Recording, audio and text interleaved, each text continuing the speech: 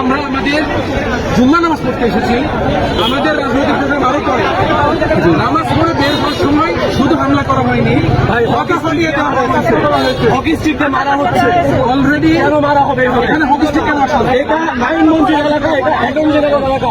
তারা সংবিধান শেখায়, এটা কোন সংবিধানের নিয়মের মধ্যে পড়ে যে তারা গায়ে হাত তুলবে আমাদের?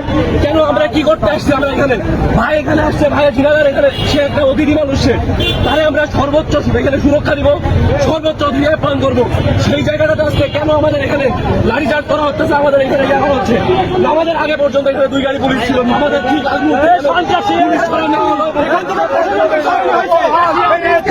এখানে কোনো প্রশাসন ছিল না।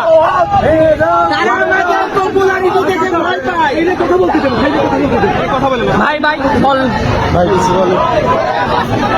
এই ঘটনা আপনি কোনো মন্তব্য করবেন কি?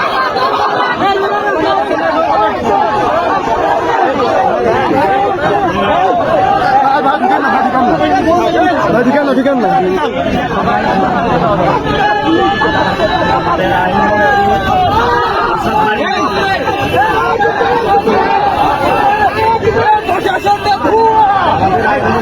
আসাদুজ্জামানের নেতৃত্বে আমরা মসজিদ থেকে বের হওয়ার পরে ছাত্র দলের হকি স্টিক দিয়ে আমাদের সশস্ত্র হামলা করা হচ্ছে এবং